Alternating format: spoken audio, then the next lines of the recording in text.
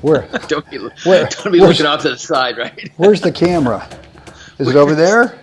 Is it? Yep. Oh, here it is. Okay, it's right here. Here. Okay, got it. That's right. Yeah, it's actually the only camera in the room, Jeff. Oh, I'm sorry. I That's guess I get a little confused. I didn't know that was actually a camera. I thought it might have been a lampshade or something. Guys, we're just already rambling today. We've just started. Normally what we do is we kind of ramble around, but I told you the story about the car I used to own, the Rambler. Yeah, I think I've already told you that story. Yeah. The one where the gas pedal would occasionally just get stuck on its own. Yeah. Right. Whoops. Anyway, guys, what's going on out there today? Brent Abel here, goldballhunting.com. The dude over there with the Hollywood glasses, looking good, and all that good stuff. Obviously needs a shave. Maybe we both do. Yeah, today's Thursday, shave day. Oh, today's shave day. Okay, cool. Another episode of the Gold Ball Hunting Podcast. Thank you for hanging out with us again today. And we're going to continue talking about a couple things. we actually had to pre-record this episode because right now, if you're watching this on Sunday, I'm somewhere in the air on a Lufthansa flight from San Francisco to Frankfurt.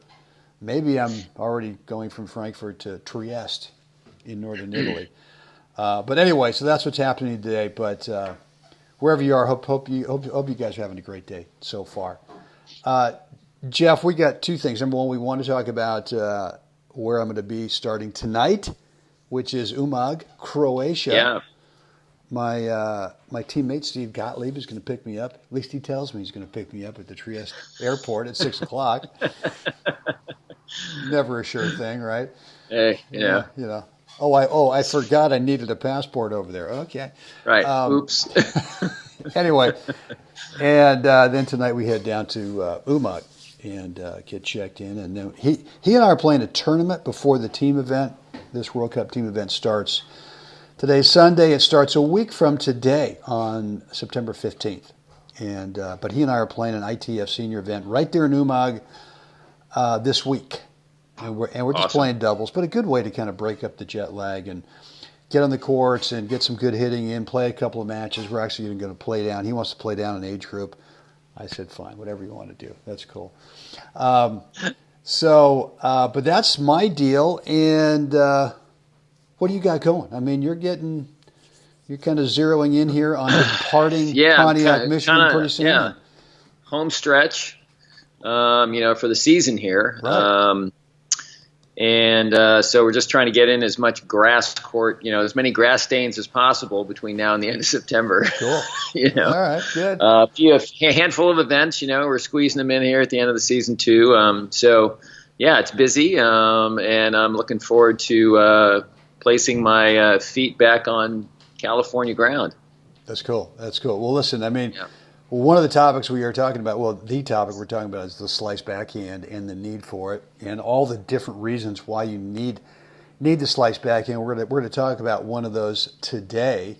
But, man, you're talking about grass courts. I'm talking about the opposite, which are, orange clay in Croatia. Yeah.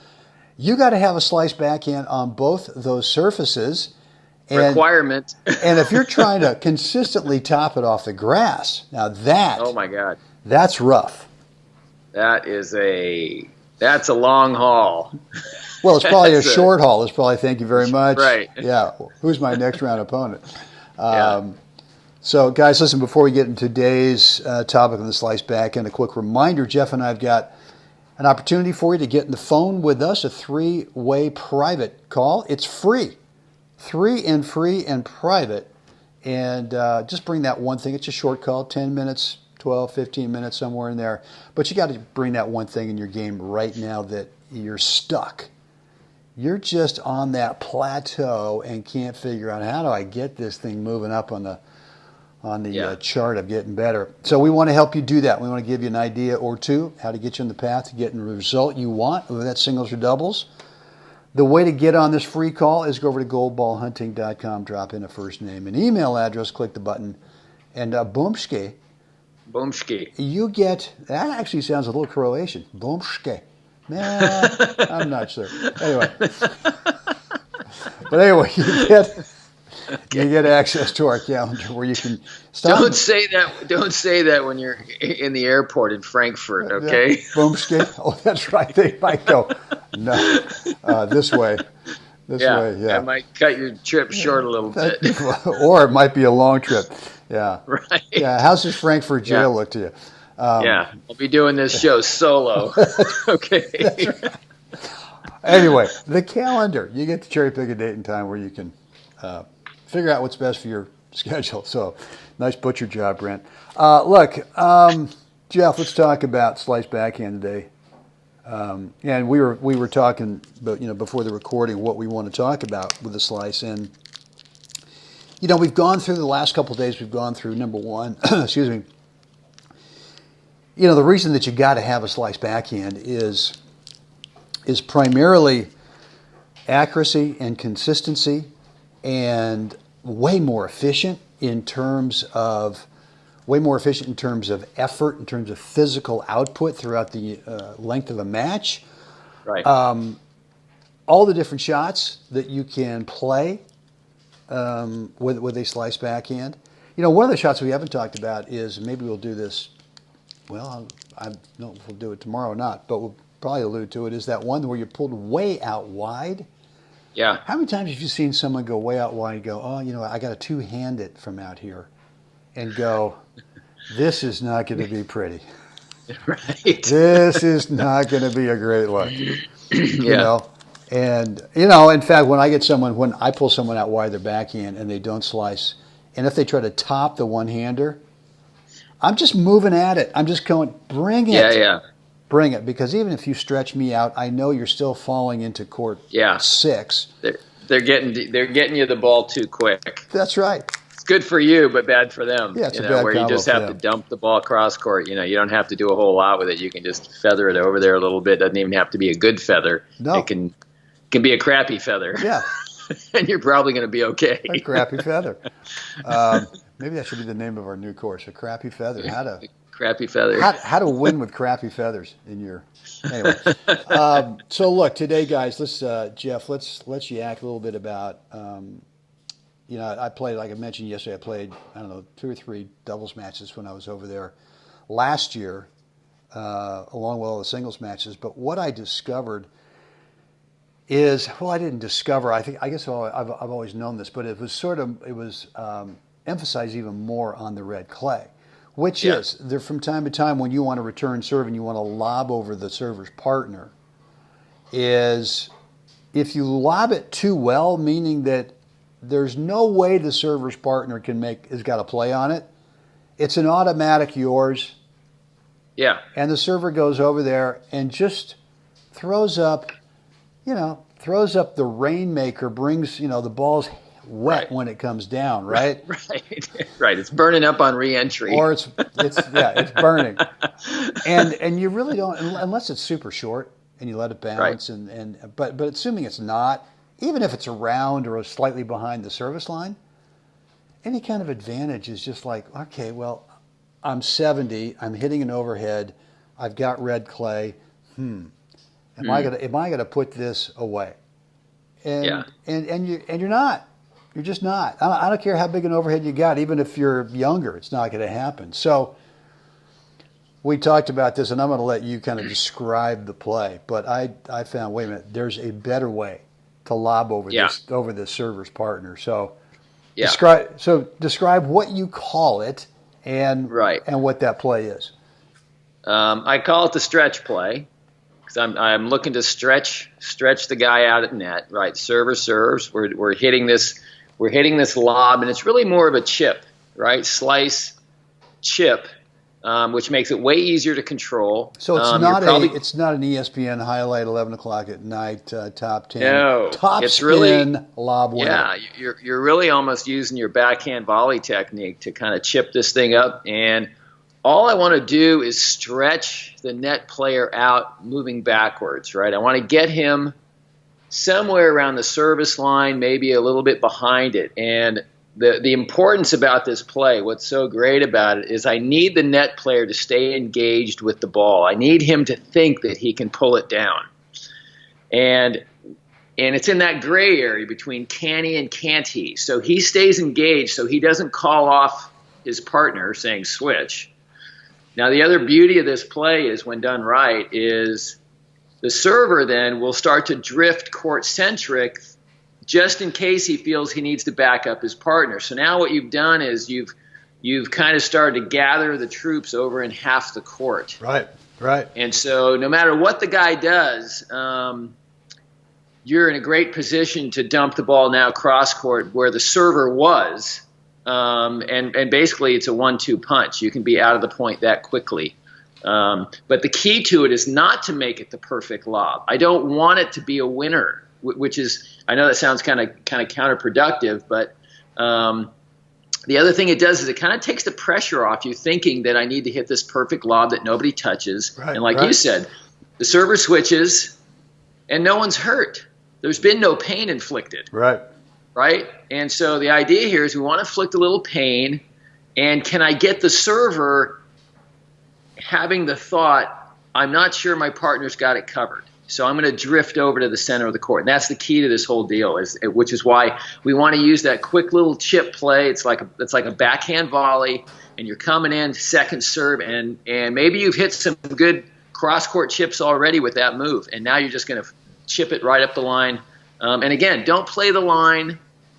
I always say use the singles line as your margin. So you have 3 feet to the left of that to not hit it perfectly. And again, I want the net guy engaged, thinking he can get it. Yeah. So that's really the play. Right. No, I totally agree, and I think one of the things that's super important with this play is that it can be disguised. I mean, a couple things. It can be disguised because if you've shown the chip slice backhand cross court, whether you're playing it deep, whether you're playing, maybe you got the guy who's now serving and staying back on a second serve. All right, maybe you play a little dropper. Maybe you find that the guy that doesn't want to come in, but you've sort of established in their mind that this is a possibility that you could go cross court with it. So the lob can be a disguise, right? Because you can play this out of the same setup, the same look as anything going cross court. So it could be too that you draw the server in, and now you go ahead and you lob over this dude's backhand as the server's partner. And I do actually aim for over the backhand because I want to hedge my bet. If it comes up a little bit short, do not want to be going to that overhead over there. But if I get it to the backhand, so that's kind of thing one is you can absolutely disguise this. But thing two, Jeff, is that is I feel that as soon as I see the guy commit, the server's partner commit to that backhand, and he's going, oh, crap, I've got to take this. I've got to take this. It's my ball. You got to come in because if you stay back, they can just kind of push it back to you, and then you've kind of lost the court positioning advantage that shot gives you. And lots of times I find that if it's deep enough and the guy still commits, what does he do? He kind of pushes it back and he backs up. You know what, man? I'm looking at drop volley after that. I mean, now I've got both guys kind of scrambling back there, and you're going, whoop, a little dropper. So it's diabolical. It's diabolical. It's so great. I mean, when you dial it in. So that's the thing, though, is that I think, when you execute plays, sometimes you're not going to hit the perfect ball, and you know what? The guy's going to pull back, and maybe he gets there just in time to actually hit an overhead with some good meat on it, and you don't win the point. But you've still established something. You've established this little move, and try it again. I mean, one and done is not. That's not the way a tennis match works. Right. You may have to, you may still be finding the beat on the server, right? Getting that timing down may take another attempt or two to get it right. But too many times I see players that try something once in a match doesn't work because they didn't execute it right. Oh, well, we can't do that again. Right. Well, wait a second. Yeah. We haven't tested this guy yet. Yeah. Right. Or this guy really, he poaches well. Right. Well, not really. I've chunked up a couple returns here that have been floating across the center. Yeah, that's right. My opinion would be he's an idiot if he doesn't come across and get that ball. Right? That's I mean, right. so in these scenarios, I think it's important that players don't get too rough on themselves. You got to extend a little grace to yourself. If you can see that there's value there, you got to go back in and get on the bike again and to me, worst case is that, all right, I've lost that point, but at least I've established in their mind that, wait a minute, I'm just not a backhand cross court chipper. That's not me. I mean that's not all I can do. So I got other things. Look, the other thing too, Jeff, that I think I saw last year too in Newmark, which was kind of fun too, was you would show this guy the lob. It wouldn't take more than a couple times where the server says, dude, you got to stand back a little bit. Right. Because we're so the guy would then start on the service line.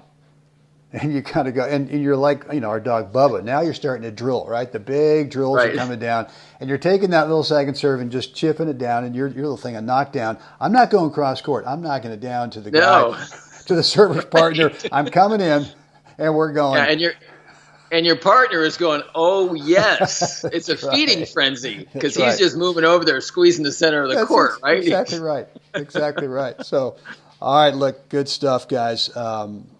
Listen, what we got tomorrow, Monday.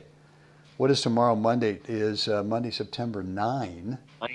Number 9. And look, we got a big week for you this week. We got one thing that we want to convince you of this week about the slice backhand that is technique-wise is the reason if you are floating your slice backhand, if it's hanging up and just maybe landing short, or maybe not short, but it's just not deep enough. It doesn't have that low penetrating skid. It's not offensive.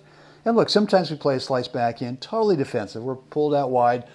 And it's okay if it goes over there and actually sits up if it's deep. If it's short, it's not great. Right. It's not great. Right. But if it's deep, fine. You know what? You're just buying time out there. But we want to help. I can't stand the term myth busting. We're going to bust a myth. We're going to break a myth. Oh, boy. No, we're going to give you some reality. We're going to give you a dose of reality, which is it's not going to be theory, and it's not going to be what you see on the tour. It's going to be what actually works in terms of executing a slice backhand that's got that skid, keeps the ball low. Any of your guys over there who you're playing who are thinking, well, I'm going to go semi or full Western because I want to be just like fill in the blank off the tour. Right. This is going to be a play that's going to work. But tomorrow, what we want to do is just start the week off by really doing that. We got 3 secrets that we want to share with you guys about slice backhand. And tomorrow, I want to, and I'm sure you do too, Jeff. I want to kind of share. This was the big aha moment for me when I discovered, I have got to have a high quality slice backhand. And that was the big epiphany. And then going to get the slice backhand once I knew how badly I needed it. Right. I was fortunate to be able to get the good stuff. And so it didn't take me that long to be able to get it to where it is now. Right. And it's really just, again, it's a weapon. Come on. What are we talking about? A weapon. What, a weapon of mass? Well, you did say something the other day. Right. A weapon of mass, I don't know. Disruption. Yeah, disruption. No, right. Weapon of mass disruption, yeah. Well, I would say that some of the tennis instruction out there we see on YouTube and all over the place are weapons of mass confusion. Without a doubt. Yeah. Without a doubt. Weapons of mass instructional confusion.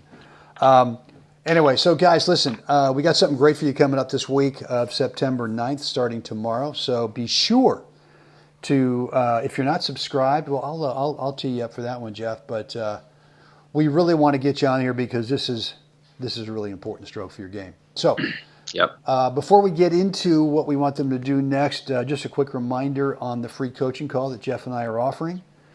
It's free. 3 of us get on the phone. It's private, and all you got to do is bring one thing. Could be technique, could be tactics, could be mental, could be physical. Maybe you can come up with a 5th category. I don't know. Maybe something we haven't thought about. But anyway, just bring one thing and let's see if Jeff and I can't help put you on the path to getting that ultimate result you want in singles and or doubles. GoBallHunting.com is the place to do that. Get online to our calendar where you can cherry pick a date and time that works best for you. Jeffrey, what do we want the fine folks seriously to do right now? Like us, share us, please subscribe. Let us know what you think down below. We really want to know because we love to hear what's on your mind. Like, what are you having trouble with? Do we need to dive deeper on a topic? And so let us know. Also, if you're on iTunes and Stitcher, rate and review, please. Right. Your voice sounded like it was kind of cracking right there a little bit. Well, I'm just puberty's coming on. I was going to say, it's going to have your 14th birthday coming up this year, so that's cool. Coming up. Yeah, that's right. Guys, with that, get out there today. Help someone else have a great day. Jeff, let's do this again tomorrow. I can't wait. All right.